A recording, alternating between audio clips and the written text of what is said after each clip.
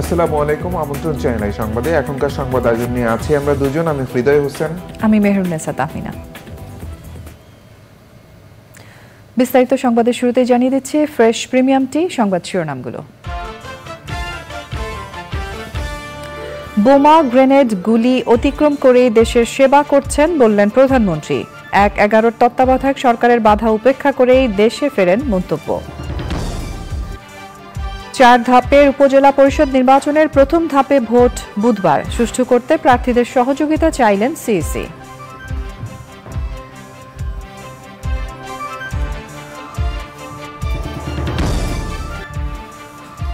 হজ visa ইস্যুর মেয়াদ ১১ মে পর্যন্ত বাড়ালো সৌদি আরবের হজ ও উমরা মন্ত্রণালয়। ঠিক সময়ে নিবন্ধিত সবাই ভিসা পাবেন বললেন ধর্মমন্ত্রী। মালয়েশিয়ার প্রকৃতি ও জীবন ক্লাবের যাত্রা শুরু, ভবিষ্যৎ প্রজন্মের জন্য বাসযোগ্য ধরিত্রী বিনির্মাণে সবুজায়নে এগিয়ে আসার আহ্বান। এবং চট্টগ্রামের জিম্বাবুয়ের বিপক্ষে ৫ ম্যাচ টি-20 সিরিজ ২ ম্যাচ হাতে রেখেই জিতল বাংলাদেশ। তৃতীয় টি-20তে টাইগারদের ৯ রানের জয়। সংবাদ শিরোনামগুলো জানাচ্ছিলাম। এখনকার এই সংবাদ আয়োজন একই সঙ্গে চ্যানেল আই এর ইউটিউব চ্যানেলে এবং চ্যানেল আই এর ওটিটি প্ল্যাটফর্ম আই স্ক্রিনে লাইভ স্ট্রিম হচ্ছে। এবার যাচ্ছে বিস্তারিত প্রসঙ্গে। জাতীয় সংসদে প্রধানমন্ত্রী শেখ হাসিনা বলেছেন, ১/১১ তত্ত্বাবধায়ক সরকারের সময় যুক্তরাষ্ট্র থেকে দেশে ফিরতে সরকারের যেমন বাধা ছিল, তেমনি আওয়ামী লীগের তখনকার সাধারণ সম্পাদক দলের নেতাকর্মীদের বিমানবন্দরে যেতে নিষেধ করেছিলেন। প্রধানমন্ত্রী বলেন, দেশের মানুষ এবং দলের নেতাকর্মীদের বলিষ্ঠতার জন্য অনেক বাধা, বোমা, গ্রেনেড হামলা ও সরাসরি গুলিকে অতিক্রম করে তিনি দেশ ও জনগণের সেবা করতে পারছেন। ওবায়দুল রশিদের রিপোর্ট। ২০০৭ সালের ৭ই মে তখনকার তত্ত্বাবধায়ক সরকারের রক্তচক্ষু উপেক্ষা করে জীবনের ঝুঁকি নিয়ে গণতন্ত্রকে বাঁচাতে যুক্তরাষ্ট্র থেকে যুক্তরাজ্য হয়ে দেশে ফেরেন আওয়ামী লীগ সভাপতি শেখ হাসিনা। দেশের মাটিতে ফিরতে সে সময় তিনি কী ধরনের বাধা বিপত্তির সম্মুখীন হয়েছিলেন জাতীয় সংসদে তা বর্ণনা করেন সংসদ নেতা প্রধানমন্ত্রী শেখ হাসিনা। একথা বলা হয়েছিল যে বাংলাদেশে ফিরলে ওই এয়ারপোর্টেই মেরে ফেলে দেবে। আমি বলছিলাম, আলহামদুলিল্লাহ, আমি নিজের দেশের মাটিতে তো মরবো, কিন্তু আমি আসব। সমস্ত এয়ারলাইন্সকে নিষেধ করা হয়েছিল আমাকে যেন বোর্ডিং পাস না দেওয়া হয়। সেদিন আমি প্রতিজ্ঞা করেছিলাম যেভাবে আমি দেশে ফিরবো। এমনকি আমার দলের ভিতর থেকেও, তখন দলের যিনি সেক্রেটারি ছিলেন তিনি সবাইকে বলে দিয়েছেন, কেউ এয়ারপোর্টে গেলে তাকে বহিষ্কার করা হবে। কয়েকজনের নাম নির্দিষ্ট করা ছিল। আর আমাদের নেতাকর্মী কেউ রাস্তায় থাকতে পারবে না। আমি শুধু এইটাই মেসেজ দিয়েছিলাম যে সকলেই থাকবে, তবে আমরা গেরিলা যুদ্ধ করেছি, সবাই ঘাসের সঙ্গে মিশে থাকবা। আমার প্লেনটা না নামা পর্যন্ত দরজা খুলবে, আমি বের না হওয়া পর্যন্ত তোমরা বের হবে না। প্রধানমন্ত্রী শেখ হাসিনা দেশের মানুষ এবং দলের নেতাকর্মীদের ধন্যবাদ জানান। হাজার হাজার মানুষ রাস্তায়, আমি ধন্যবাদ জানাই, কৃতজ্ঞতা জানাই আমার পার্টির নেতাকর্মীদেরকে, যে সেই দিন তারা একদিকে সরকারের রক্তচক্ষু উপেক্ষা করেছে, আর একদিকে আমার দলের অভ্যন্তরে কিছু লোকের নিষেধাজ্ঞা অমান্য করে তারা রাস্তায় দাঁড়িয়ে থেকে আমাকে বলতে পারেন এটা সম্বর্ধনা শুধু না, আমাকে নিরাপত্তাও দিয়েছে। সবচেয়ে বড় কথা, আমি যখন বন্দী ছিলাম, আমার ছোট বোন রেহানা, সে রাজনীতি করে না, সামনে নেই, কিন্তু সে অসাধ্য সাধন করতে পারে। প্রত্যেকটা জেলা উপজেলা সকল নেতা কর্মী সকলের সঙ্গে যোগাযোগ রেখেছে এবং সে ওই লন্ডনে বসেই সে কাজ করেছে। প্রধানমন্ত্রী বলেন, বাংলাদেশ এগিয়ে যাচ্ছে, এগিয়ে যাবে। বাংলাদেশকে তিনি জাতির পিতার স্বপ্নের সোনার বাংলা হিসেবে গড়ে তুলবেনই। আর সবচেয়ে বড় কথা, আমি যখন বন্দী ছিলাম। Obaidul Rashid, channel I, Dhaka. ৪ ধাপের উপজেলা পরিষদ নির্বাচনের প্রথম ধাপে ভোট হবে বুধবার। প্রধান নির্বাচন কমিশনার কাজী হাবিবুল আউয়াল বলেছেন, কোনো দল উপজেলা ভোটে আসলো কিনা সেটি বড় কথা নয়, একাধিক প্রার্থী থাকায় ভোট প্রতিদ্বন্দ্বিতাপূর্ণ হচ্ছে। নির্বাচন সুষ্ঠু করতে প্রার্থীদের সহযোগিতা চেয়েছেন সিইসি। সোমা ইসলামের রিপোর্ট। সারা দেশে ৪ ধাপের উপজেলা নির্বাচনের প্রথম ধাপে বুধবার ভোট হবে ১৪০ উপজেলায়। মোট প্রার্থী ১৬৩৫ জন, ভোটার ৩,১৫,০০,০০০। ভোট সুষ্ঠু করতে সব আয়োজন শেষ করেছে ইসি। নিজেদের প্রস্তুতির কথা জানিয়ে সিইসি বলছেন, উপজেলা ভোট নিয়ম নয়, গণতন্ত্র রক্ষার।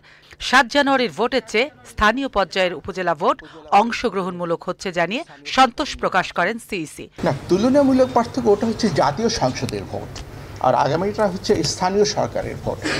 জাতীয় সংসদের ভোট আর এর মধ্যে পার্থক্য তো সেদিক থেকে থাকবেই, কিন্তু জাতীয় সংসদের যে ভোট যেটা হয়েছে সেখানে পার্থক্য স্থানীয় সরকারের ভোটগুলোতে কন্টেস্টটা একটু বেশি হয়ে থাকে। সেই দিক থেকে যে উৎসাহ উদ্দীপনা উত্তেজনা এগুলো দেখা গেছে স্থানীয়ভাবে বেশি হয়ে থাকে। সেই জন্য আমরাও সতর্ক অবস্থায় থাকি যেন উৎসাহ উদ্দীপনা উত্তেজনা থেকে যেন কোনো সংঘর্ষ সহিংসতা না হয়।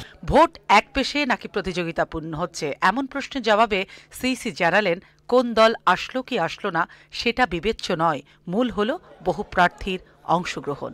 আমরা দেখছি প্রতিদ্বন্দ্বিতা হচ্ছে নির্বাচনের সবচেয়ে বড় জিনিস, যে প্রতিদ্বন্দ্বিতা কেমন হচ্ছে এবং সেটা কেউ আসলো কি আসলো না। এবং প্রতিটি ক্ষেত্রে আমরা অ্যাভারেজে দেখেছি 4 জন করে প্রতিদ্বন্দ্বী একটি পদের জন্য অ্যাভারেজে। কাজে সেটা প্রতিদ্বন্দ্বিতাহীন এটা আমরা বলবো না, সেটাও একটা প্রতিদ্বন্দ্বিতা। এটা প্রতিদ্বন্দ্বিতা হচ্ছে ব্যক্তি প্রার্থী আমরা দলীয় প্রতিদ্বন্দ্বিতা দেখতে যাচ্ছি না। আমাদের দায়িত্ব হচ্ছে যে প্রার্থী আছে কিনা, প্রার্থীরা কন্টেস্ট করছে কিনা, কন্টেস্ট হলে সেই কন্টেস্টটা যেন অবাধ হয়, নিরপেক্ষ হয়, সেই চেষ্টাটা আমরা করব। প্রথম ধাপে 5টি উপজেলায় সব পদে বিনা প্রতিদ্বন্দ্বিতায় নির্বাচিত হয়েছেন প্রার্থীরা। এ ধাপে 59টি জেলায় 22টি উপজেলায় ভোট হবে ইভিএমে, বাকিগুলোতে ব্যালটে ভোট দিবেন ভোটাররা। সোমা ইসলাম, চ্যানেল আই, ঢাকা। বাংলাদেশ থেকে চলতি বছরের হজ যাত্রা শুরু হবে বৃহস্পতিবার। বুধবার এই কার্যক্রম উদ্বোধন করবেন প্রধানমন্ত্রী শেখ হাসিনা। ধর্মমন্ত্রী মোহাম্মদ ফজলুল হক খান জানিয়েছেন, এই বছর হজে যাওয়ার জন্য ৮৫,০৮৫ জন নিবন্ধন করেছেন। এর মধ্যে এখন পর্যন্ত ২০,০০০ জন ভিসা পেয়েছেন। ঠিক সময়ে সবাই ভিসা পাবেন বলে জানিয়েছেন মন্ত্রী।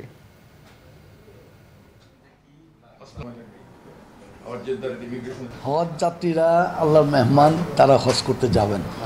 এই কার্যক্রম উদ্বোধন হবে আগামীকালকে 11টায়। মাননীয় প্রধানমন্ত্রী সেখানে উপস্থিত থাকবেন। ভিসা নিয়ে কোনো সমস্যা নেই ইনশাল্লাহ। এটা যেভাবে বলুক, আমাদের ফ্লাইট যখন যেটা চালু হচ্ছে, প্রত্যেকটা ফ্লাইটের এগেনস্টে আমাদের হজ যাত্রীরা তারা কিন্তু টিকিট নিচ্ছে, ভিসা নিচ্ছে, সব কিছুই করতেছে, কোনো সমস্যা নাই বলে আমি মনে করি। প্রধানমন্ত্রী শেখ হাসিনার সঙ্গে সৌজন্য সাক্ষাৎ করেছেন ভারতের মর্যাদাপূর্ণ পদ্মশ্রী পুরস্কারে ভূষিত উপমহাদেশের প্রখ্যাত রবীন্দ্রসঙ্গীত শিল্পী রেজওয়ানা চৌধুরী বন্যা। গণভবনে এই সাক্ষাতে পদ্মশ্রী পুরস্কারে ভূষিত হয় রেজওয়ানা চৌধুরী বন্যাকে অভিনন্দন জানান প্রধানমন্ত্রী শেখ হাসিনা। তিনি বলেন, মর্যাদাপূর্ণ এই পুরস্কার অর্জন বাংলাদেশের জন্য গর্বের। সম্প্রতি রেজওয়ানা চৌধুরী বন্যাকে পদ্মশ্রী পুরস্কারে ভূষিত করেছে ভারত সরকার। 22শে এপ্রিল ভারতের রাষ্ট্রপতি ভবনে পুরস্কারটি রেজওয়ানা চৌধুরী বন্যার হাতে তুলে দেন দেশটির রাষ্ট্রপতি দ্রৌপদী মুর্মু।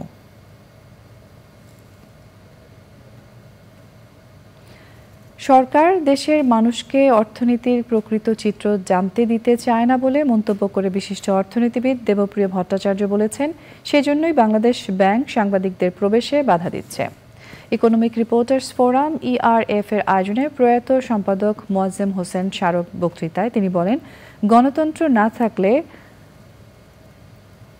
উর্দি পর বা উর্দি ছাড়া আমলারা এরকম পরিস্থিতি তৈরি করে। রিজভি নিয়াজের রিপোর্ট।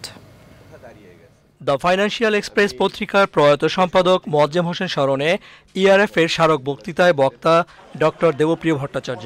তিনি বলেন, নিয়ন্ত্রণমূলক মত প্রকাশের এই কালে মোয়াজ্জেম হোসেনের মতো সত্য প্রকাশে অবিচল সাংবাদিকের আদর্শ অনুসরণীয়।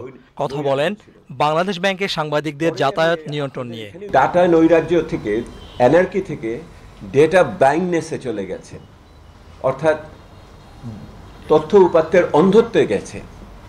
আজকে বলছি আপনাদের কাছে, তথ্য উপাত্তের অপঘাত হয়েছে।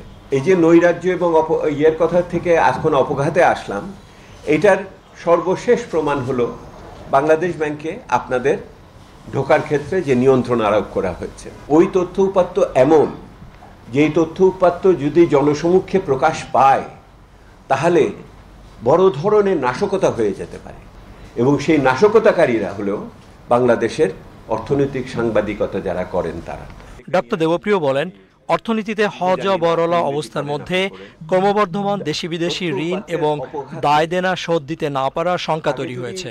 বাংলাদেশের গর্বের জায়গা, একটা বড় জায়গা, অনেকে বলেন যে আমরা কোনোদিন ঋণ খেলাফি হইনি বিদেশিদের কাছে। তাহলে $5 বিলিয়ন তো আপনি দিতে পারছেন না, এটা কয় মাস হয়ে গেছে। তেল আমদানি করেছেন, তার টাকা দিতে পারেন নাই। আপনি বিদেশি বিনিয়োগ করেছেন, তাদের মুনাফার টাকা আপনি দিতে পারেন নাই। এয়ারলাইন্স ব্যবসায়ীরা টাকা তার নিতে পারছেন। তো আপনার তো সেই গর্বের জায়গায় ফাটল ধরিয়ে দিয়েছেন। এটা হয় তখনই যখন সমাজের থেকে বহুত্ববাদ উঠে যায়, যখন সমাজের ভিতরে গণতান্ত্রিকতার চর্চা বন্ধ হয়ে যায়, সমাজের ভিতরে আপনার জনমানুষের প্রতিনিধিদের ভূমিকা কমে যায়, এবং আমলা উর্দি পড়া উর্দি ছাড়া। এই কথাগুলো বলার কথা ছিল সংসদে, এই কথাগুলো বলার কথা জেলা পরিষদে। সামনের দিনে বৈরী পরিস্থিতি মোকাবেলা করতে জনগণকে আস্থায় নিয়ে নীতি সিদ্ধান্ত গ্রহণে সরকারকে পরামর্শ দেন সিপিডি সম্মাননীয় ফেলো রিজভিন আওয়াজ, channel I, Dhaka. American chamber of commerce in Bangladesh AmCham সভাপতি সৈয়দ এরশাদ আহমেদ বলেছেন, ডলার সংকটের কারণে এখনও ভুগছেন দেশি বিদেশি বিনিয়োগকারীরা। বৃহস্পতিবার থেকে যুক্তরাষ্ট্রের বিভিন্ন কোম্পানির পণ্য ও সেবা নিয়ে 3 দিনের মেলার তথ্য জানাতে সংবাদ সম্মেলনে যুক্তরাষ্ট্র দূতাবাসের বাণিজ্য বিষয়ক প্রতিনিধি জন ফে বলেন, অবাধে বিনিয়োগ আসতে দেওয়া এবং কোম্পানির লভ্যাংশ নিজ নিজ দেশে নিতে দেওয়া না হলে আস্থাহীনতা সৃষ্টি হয়। সংবাদ সম্মেলনে জানানো হয়, রাজধানী ইন্টারকন্টিনেন্টাল হোটেলে মেলাটি বৃহস্পতিবার থেকে শনিবার সবার জন্য খোলা থাকবে। সকাল 10টা থেকে রাত 8টা পর্যন্ত দর্শনার্থীরা মেলায় থাকতে পারবেন। এটা অনেকদিন ধরে, লাস্ট 2 ইয়ার্স ধরে উই পিপল আর সাফারিং।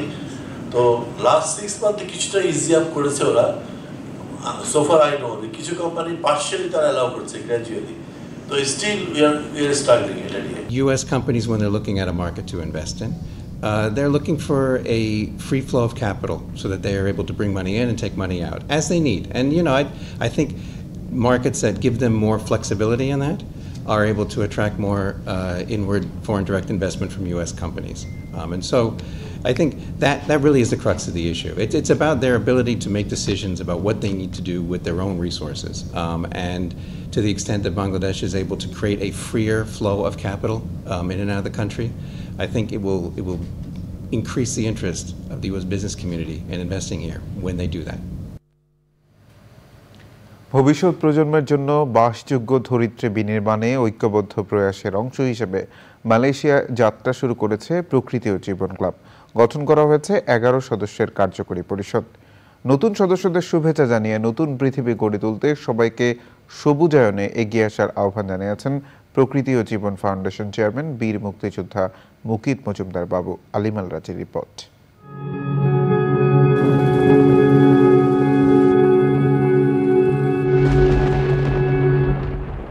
জলবায়ু অভিঘাত মোকাবেলা ও প্রাণ প্রকৃতি রক্ষায় যুগেরও অধিক সময় ধরে কাজ করে যাচ্ছে প্রকৃতি ও জীবন ফাউন্ডেশন।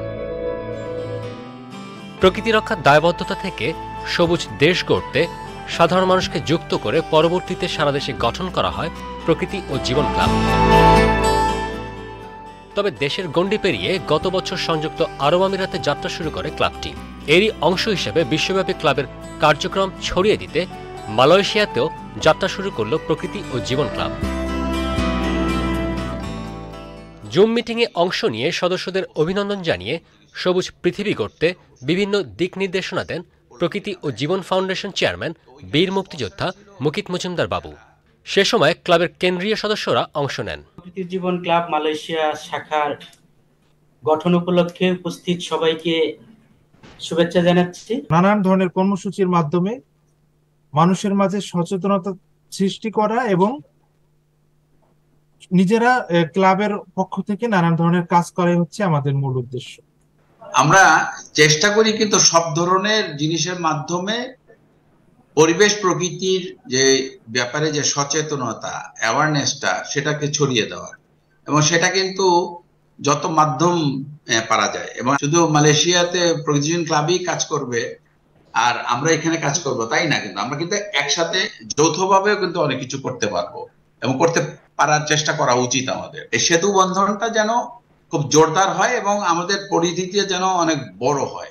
কুয়ালালামপুরের একটি রেস্টুরেন্টে সভায় ক্লাবের প্রতিনিধিরা কার্বন নিঃসরণ কমানোর পাশাপাশি সবুজায়নে কার্যকর ভূমিকা পালনের প্রত্যয় ব্যক্ত করেন।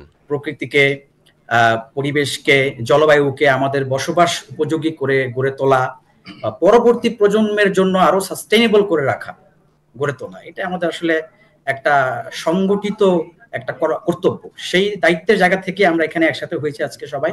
নিজেদের অস্তিত্ব রক্ষার প্রশ্নে পরিবেশ প্রতিবেশ রক্ষার কার্যক্রম আরও বিস্তৃত করার আহ্বান জানিয়েছেন প্রকৃতি বন্ধু বীর মুক্তিযোদ্ধা মুকিত মজুমদার বাবু। এটা একটা মাধ্যম, এই প্রকৃতি জীবন ক্লাব, যার মাধ্যমে কিন্তু ওনারা দেশের জন্য কাজ করতে পারেন বাইরের থেকেই, এবং সেই কাজটি আমি মনে করি সহজ হয়ে যাবে প্রকৃতি জীবন ক্লাবের মাধ্যমে। ওনারা যখন ওখান থেকে দেশের নানা কর্মকাণ্ডে জড়িত হবেন, এখানে আমাদের কিন্তু পরিবেশ প্রকৃতি বলি, অন্যান্য নানা ধরনের যে সমস্যা আছে আমাদের বাংলাদেশে, আমরা কিন্তু অনেক সমস্যায় জর্জরিত। এটা যে শুধু যে ফিজিক্যালি সব করতে হবে তা না, কিন্তু এখানে কিন্তু নলেজ ট্রান্সফারের মাধ্যমেও কিন্তু ওনারা আমাদের অনেক কিছু সাহায্য করতে পারেন। সংগঠন সেটা যতই আমরা বিস্তৃত করতে পারবো বাংলাদেশের বাইরে, আমাদের কিন্তু বাংলাদেশের জন্য ভালো, ক্লাবের জন্য ভালো, এবং আমরা যারা জড়িত আছি বাংলাদেশ এবং বাইরে যারা জড়িত থাকবেন এই ক্লাবে, তারা কিন্তু একটা সেতু বন্ধনের মাধ্যমে কাজগুলোকে এগিয়ে নিয়ে যেতে পারবেন। এবং বাংলাদেশের জন্য কিন্তু এই জিনিসটা খুবই দরকার। এই কারণেই দরকার যে আমরা যত বেশি এই আমাদের হাতগুলোকে এক করতে পারবো, মাথাগুলোকে এক করতে পারবো, তত কিন্তু বাংলাদেশের জন্য ভালো।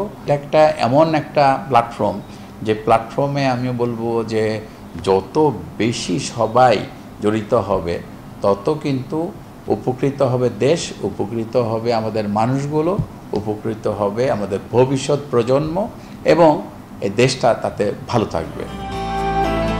সামাজিক দায়বদ্ধতায় 2022 সাল থেকেই পরিবেশ প্রকৃতি সংরক্ষণের পাশাপাশি আর্তমানবতার সেবায় নিরলস কাজ করে যাচ্ছে প্রকৃতি ও জীবন ক্লাব। আলিমাল রাজি, প্রকৃতি ও জীবন ডেস্ক, চ্যানেল আই। এবারের প্রসঙ্গ আই স্পোর্টস। মানুষের জন্য ন্যায় বিচার প্রতিষ্ঠা করতে সুপ্রিম কোর্ট লিগ্যাল এইড কমিটির সহায়তায় প্রমাণিত অপ্রমাণিত আইনের সহজ পাঠ অনুষ্ঠান শুরু হচ্ছে। আইন বিষয়ক উন্নয়নমূলক এই অনুষ্ঠানটি প্রযোজনা করেছে বাংলাদেশ টেলিভিশন। আনুষ্ঠানিক যাত্রা শুরুর আগে উদ্বোধন অনুষ্ঠানে আইনমন্ত্রী আনিসুল হক বলেন, আইন প্রয়োগ নিয়ে জনগণের যে দ্বিধা দ্বন্দ্ব রয়েছে এই অনুষ্ঠানের মাধ্যমে তা দূর হবে। অনুষ্ঠানে প্রধান অতিথি ছিলেন প্রধান বিচারপতি ওবায়দুল হাসান। তিনি বলেন, জনগণকে সচেতন করতে প্রমাণিত অপ্রমাণিত আইনের সহজ পাঠের বিকল্প হতে পারে না।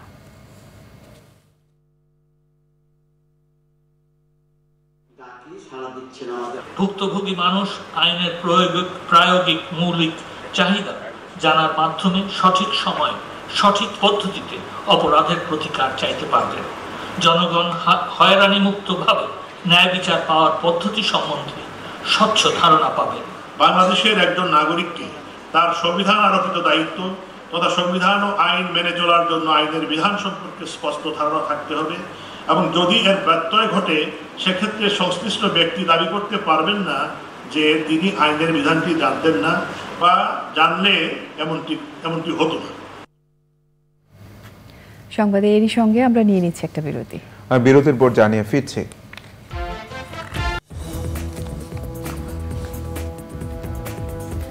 স্বাগত জানাচ্ছি আরো একবার চ্যানেল আই সংবাদে আবার আমন্ত্রণ।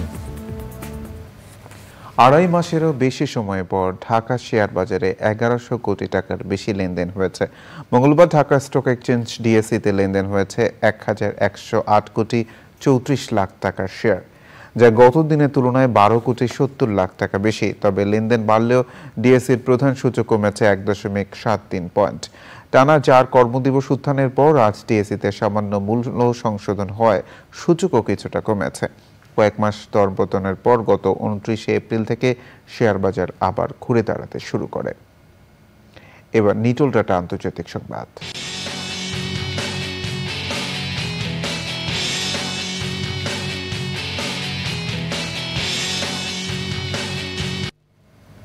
ভারতের পশ্চিমবঙ্গ ও গুজরাট সহ 11টি রাজ্য ও কেন্দ্রশাসিত একটি অঞ্চলে লোকসভা নির্বাচনের তৃতীয় দফার ভোট গ্রহণ শেষ হয়েছে।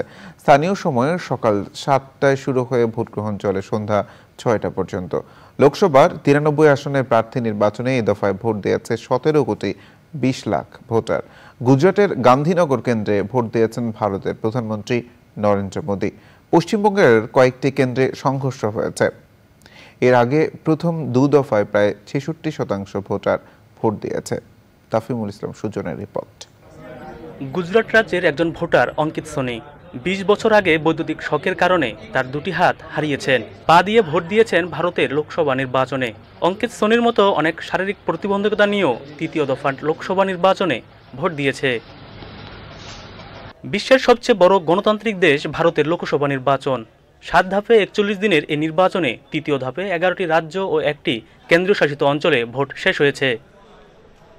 প্রচণ্ড গরমে প্রথম 2 দফায় আশানুরূপ ভোট না পড়ায় তৃতীয় দফা ঘিরে প্রত্যাশা ছিল সবচেয়ে বেশি। কিন্তু তৃতীয় দফায় নির্বাচনের আগে প্রথম 2 দফা থেকে ভোটার উপস্থিতি কম। ব্যতিক্রম ছিল পশ্চিমবঙ্গের কেন্দ্রগুলোতে। সকাল থেকে ভোটারদের দীর্ঘ লাইন।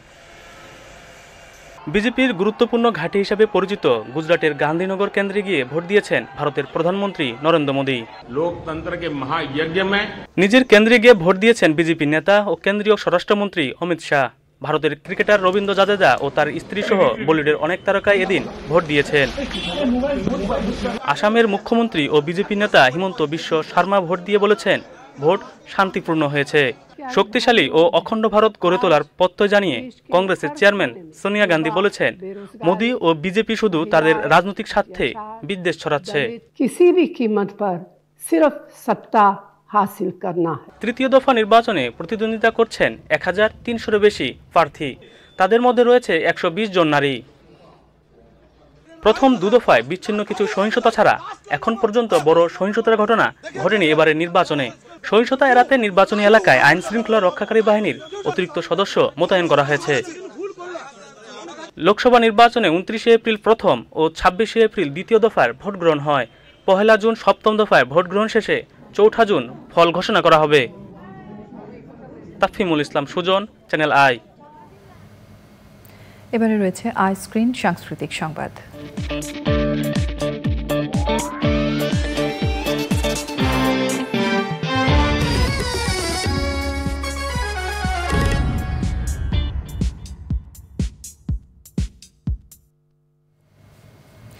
বিনোদনের স্মার্ট দুনিয়া ওটিটি প্ল্যাটফর্ম আই স্ক্রিন।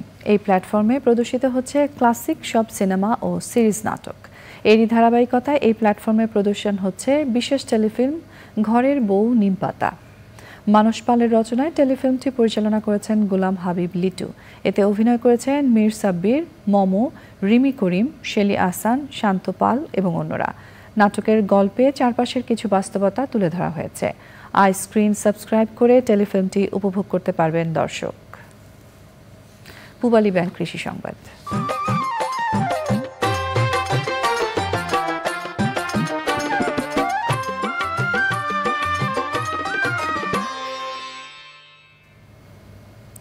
গাইবান্ধার 4 উপজেলার চরাঞ্চলে এবার ভুট্টার ব্যাপক আবাদ হয়েছে। চরের অর্থকরী দানাদার ফসল ভুট্টার ভালো ফলনে লাভের আশায় কৃষক। তবে সার, তেল ও সেচ কার্যক্রমের উপকরণের দাম বাড়ায় বেড়েছে উৎপাদন খরচও।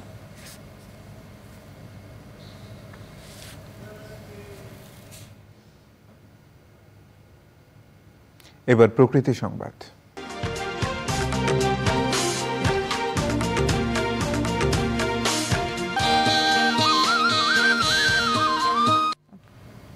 জলবায়ুর অভিঘাত মোকাবেলায় নীলফামারীতে বৃক্ষরোপণ ও পরিচ্ছন্নতা অভিযান হয়েছে। পরিচ্ছন্ন ও বাসযোগ্য পরিবেশ নিশ্চিত করতে শিক্ষার্থীদের মাঝে সচেতনতা সৃষ্টির লক্ষ্যে কর্মসূচির আয়োজন করে ইয়াং বাংলা এবং CRI। সংশ্লিষ্টরা মনে করেন পরিবেশ সংরক্ষণ ও জলবায়ু পরিবর্তন মোকাবেলায় এ ধরনের আয়োজন সহায়ক হবে।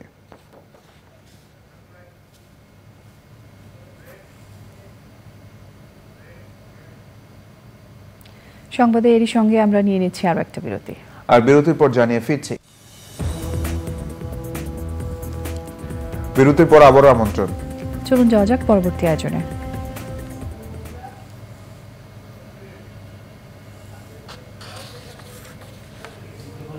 সম্প্রতি এফডিসিতে অনাকাঙ্ক্ষিত ঘটনাটি বাংলাদেশ চলচ্চিত্র সাংবাদিক সমিতি সমাধান করায় বাচসাস নেতৃবৃন্দকে ধন্যবাদ দেন তথ্য ও সম্প্রচার প্রতিমন্ত্রী মোহাম্মদ আলী আরাফাত। মঙ্গলবার সচিবালয়ে তথ্য ও সম্প্রচার মন্ত্রণালয়ের সভাকক্ষে প্রতিমন্ত্রী এসব কথা বলেন। এ সময় বাচসাস সভাপতি রাজু আলিম ও সাধারণ সম্পাদক রিমন মাহফুজ বেশ কিছু প্রস্তাবনা ও পরিকল্পনা তথ্য ও সম্প্রচার প্রতিমন্ত্রীর হাতে তুলে দেন। চলচ্চিত্রে অনুদান প্রসঙ্গে প্রতিমন্ত্রী বলেন, স্বচ্ছতা ও সর্বোচ্চ পেশাদারিত্বের সঙ্গে সরকারি অনুদানের চলচ্চিত্র বাছাই করা হবে। এয়ারবাস কিনতে যাচ্ছে বাংলাদেশ বিমান। 1.5 মাসের মধ্যে এই বিষয়ে প্রতিবেদন দেবে মূল্যায়ন কমিটি। যুক্তরাজ্য এতে বিনিয়োগ করতে আগ্রহী। বেসামরিক বিমান পরিবহন ও পর্যটন মন্ত্রীর সাথে দেখা করে এ কথা জানিয়েছেন যুক্তরাজ্যের প্রতিমন্ত্রী। বিস্তারিত জানাচ্ছেন রফিকুল বাশার। বিমান বাংলাদেশের বহরে যোগ হতে যাচ্ছে এয়ারবাস। একসাথে 10টি এয়ারবাস কেনা হবে। ইউরোপীয় জোট থেকে এই এয়ারবাস কেনা হতে পারে। যুক্তরাজ্যের পররাষ্ট্র, কমনওয়েলথ ও উন্নয়ন বিষয়ক মন্ত্রণালয়ের ইন্দো প্যাসিফিক অঞ্চলের প্রতিমন্ত্রী অ্যানি ম্যারি ট্রাভেলেইনের সাথে বৈঠক শেষে বিমানমন্ত্রী বলেন, মূল্যায়ন কমিটির প্রতিবেদন পেলেই এই বিষয়ে পদক্ষেপ নেওয়া হবে। সুবিধা হতে পারে বিভিন্নভাবে, সেটার জন্য আমরা ইতিমধ্যে আলোচনা চলছে। বাংলাদেশ বিমানের অধীনে একটা ইভ্যালুয়েশন কমিটি করা হয়েছে। আমাদের কাছে এয়ারবাস ইতিমধ্যে তাদের অফার দিয়েছে, ফাইন্যান্সিয়াল অফার, বিভিন্ন অফার দিয়েছে। সেই অফারগুলিকে ভালোভাবে স্টাডি করে তারপরে আমরা সিদ্ধান্ত নেব। বাংলাদেশের এভিয়েশন ও পর্যটন সহ বিভিন্ন খাতে নতুন বিনিয়োগে আগ্রহী যুক্তরাজ্য।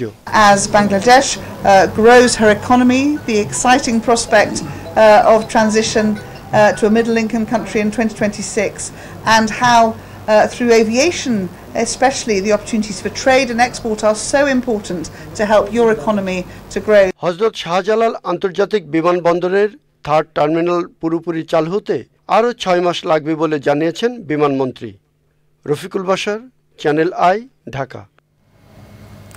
বান্দরবানের দুর্গম এলাকা রুমা উপজেলার দার্জিলিং পাড়ায় সেনাবাহিনী একটি বিশেষ তল্লাশি অভিযান চলার সময় সন্ত্রাসীদের গোলাগুলিতে কেএনএফ-এর একজন সশস্ত্র সন্ত্রাসী গুলিবিদ্ধ হয়ে ঘটনাস্থলেই নিহত হয়েছেন। গোয়েন্দা তথ্যের ভিত্তিতে 5টি বি টাইপ টহল দলের সমন্বয়ে দার্জিলিং পাড়া এলাকা ঘেরাও করে তল্লাশি অভিযান চালায় সেনাবাহিনী। অভিযানে কেএনএফ সন্ত্রাসীদের বাংকার, পর্যবেক্ষণ চৌকি, 3টি AK-22 রাইফেল, একটি শর্টগান, গোলাবারুদ সহ বিস্ফোরক, একটি ড্রোন, 3টি জুম ল্যান্ডের পতাকা ও মোবাইল ফোন সহ ওয়াকিটকি সেট উদ্ধার করা হয়।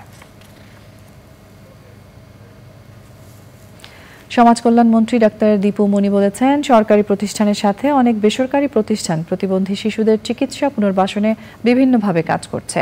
বাংলাদেশ শিশু কল্যাণ পরিষদ পরিচালিত প্রতিবন্ধী শিশু হাসপাতাল ও পুনর্বাসন কেন্দ্রের সম্প্রসারিত নবনির্মিত ব্যারিস্টার আব্দুল গনি খান ও বাসিকপ ভবন এর ভিত্তিপ্রস্তর স্থাপন অনুষ্ঠানে মন্ত্রী বলেন, বাংলাদেশ শিশু কল্যাণ পরিষদের কার্যক্রমে সরকার ভবিষ্যতেও সব ধরনের সহযোগিতা দিয়ে যাবে। সেই সময় ছিলেন বাসিকপ সভাপতি বীর মুক্তিযোদ্ধা ডাক্তার মাহদুমা নার্গিস, সহ সভাপতি মোহাম্মদ সাইফুল আলম এবং অন্যরা।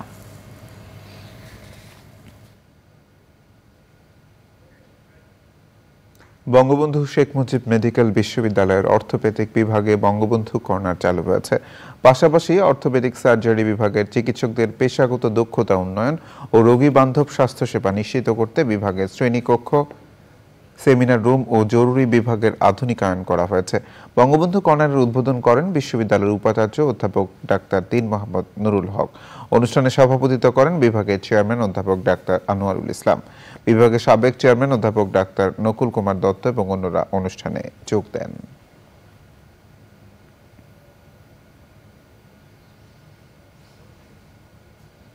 নতুন বিশ্বের সুযোগ প্রতিপাদ্য হয়ে গেল University of Liberal Arts Bangladesh ইউল্যাবের 7ম সমাবর্তন।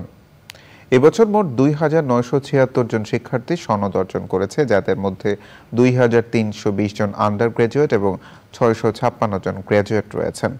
সমাবর্তনে সভাপতিত্ব করেন মাননীয় চ্যান্সেলরের প্রতিনিধি, মাননীয় প্রধানমন্ত্রী শিক্ষা ও সাংস্কৃতিক উপদেষ্টা ডক্টর কামাল আব্দুল নাসের চৌধুরী। বিশেষ অতিথি ছিলেন বাংলাদেশ বিশ্ববিদ্যালয় মঞ্জুরি কমিশনের ভারপ্রাপ্ত চেয়ারম্যান অধ্যাপক ডক্টর মোহাম্মদ আলমগীর এবং বক্তৃতা করেন বিকাশের প্রতিষ্ঠাতা ও সিইও কামাল কাদের। ইংরেজিতে CGPA 4 পেয়ে স্নাতকে ভ্যালেডিক্টোরিয়ান্স অ্যাওয়ার্ড অর্জন করেন অমৃতা লেথে চৌধুরী। সমাবর্তনে মোট 8 শিক্ষার্থীকে স্বর্ণপদক দেয়া হয়। এবছর নাখালপাড়া, শাহিনবাগ ও আরজতপাড়া থেকে পবিত্র হজ পালনে গমনোচ্ছুক ৭০ জনকে সম্মাননা প্রদান ও দোয়া মাহফিল করেছে যুব কল্যাণ সংঘ। শাহিনবাগ বিমান স্টাফ কোয়ার্টার কেন্দ্রীয় জামে মসজিদে অনুষ্ঠানে প্রধান অতিথি ছিলেন স্বরাষ্ট্রমন্ত্রী আসাদুজ্জামান খান। আরও ছিলেন ২৫ নম্বর ওয়ার্ড কাউন্সিলর আবদুল্লাহ আল মঞ্জুর, যুব কল্যাণ সংঘের প্রতিষ্ঠাতা ও প্রধান পৃষ্ঠপোষক বীর মুক্তিযোদ্ধা সাদিকুর রহমান হিরু, আহ্বায়ক মুক্তার হোসেন খান, সদস্য সচিব মোহাম্মদ শফিউদ্দিন শফিক এবং অন্যরা।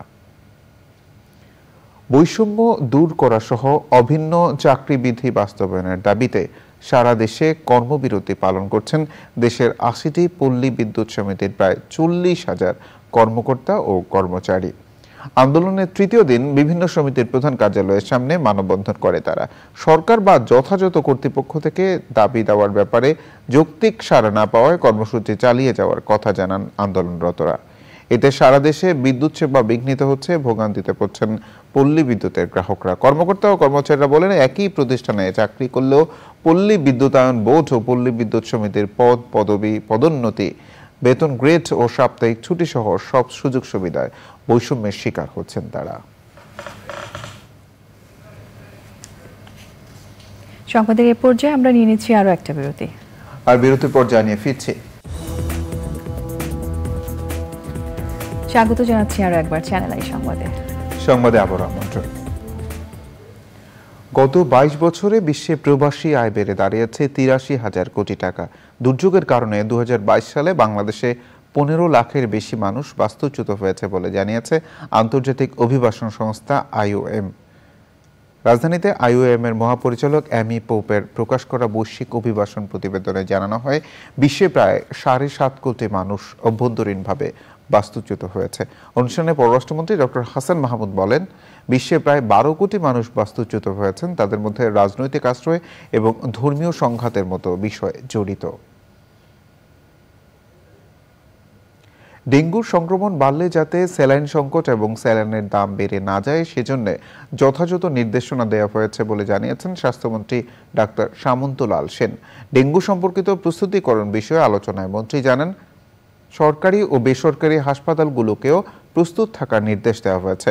বেসরকারি উন্নয়ন সংস্থা ব্র্যাক এবং UHC ফোরামের সেমিনারে ব্র্যাকের চেয়ারম্যান ডক্টর হোসেন জিল্লুর রহমান সভাপতিত্ব করেন।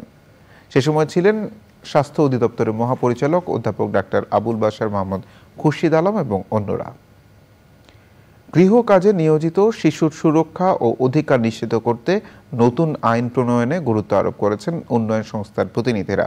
তাদের সঙ্গে একমত প্রকাশ করে আইন প্রণেতারা বলেছেন, সরকার শিশু অধিকার সুরক্ষায় এরই মধ্যে আইন ও নীতিমালা প্রণয়ন সহ বিভিন্ন পদক্ষেপ নিয়েছে।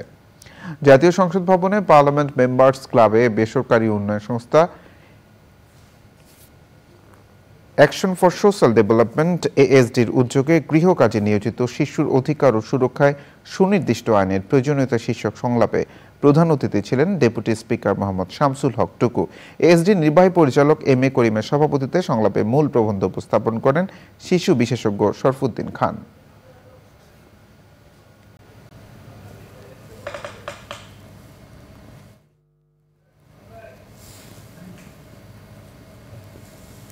চট্টগ্রাম উন্নয়ন কর্তৃপক্ষের নবনিযুক্ত চেয়ারম্যান বীর মুক্তিযোদ্ধা মোহাম্মদ ইউনুস বলেছেন, চট্টগ্রামকে আগামী ৫০ বছরের বাস উপযোগী এবং বিশ্বমানের পরিবেশ বান্ধব পরিকল্পিত নগরী গড়ে তুলতে কাজ করবেন। চট্টগ্রাম প্রেস ক্লাবে সাংবাদিকদের সাথে মতবিনিময়কালে তিনি এসব কথা বলেন। পরিকল্পিত নগরী হিসেবে গড়ে তুলতে চট্টগ্রাম সিটি কর্পোরেশন সহ সংশ্লিষ্ট সব সংস্থার সমন্বিত সহায়তা নেওয়া হবে বলেও জানান তিনি। জনমতের পাশাপাশি বিশেষজ্ঞদের পরামর্শ কাজে লাগানো সহ গণমাধ্যমের সহায়তা চেয়েছেন তিনি।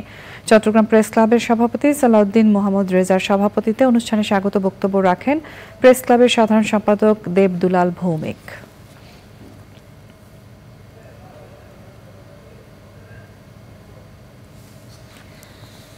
পরিবার পরিকল্পনা, মা ও শিশু মৃত্যুর হার কমানো, স্বাস্থ্য, পুষ্টি, নিরাপত্তা, বয়ঃসন্ধি ও প্রজনন স্বাস্থ্য নিয়ে রংপুরে বিভাগীয় কর্মশালা হয়েছে। কর্মশালায় প্রধান অতিথি ছিলেন বিভাগীয় কমিশনার মোহাম্মদ জাকির হোসেন। বিভাগীয় পরিবার পরিকল্পনা কর্মকর্তা দেওয়ান মোর্শেদ কামালের সভাপতিত্বে বক্তৃতা করেন অতিরিক্ত বিভাগীয় কমিশনার আবু জাফর, অতিরিক্ত জেলা ম্যাজিস্ট্রেট শাহনাজ পারভিন, রংপুর পরিবার পরিকল্পনা কার্যালয়ের উপপরিচালক ডাক্তার শেখ মোহাম্মদ সাইদুল ইসলাম ও অন্যরা। কর্মশালায় পরিবার পরিকল্পনা অধিদপ্তর ও বিভাগের 11টি বেসরকারি প্রতিষ্ঠান পরিবার পরিকল্পনা নিয়ে তাদের কার্যক্রম তুলে ধরেন। এবারে রয়েছে খেলার খবর।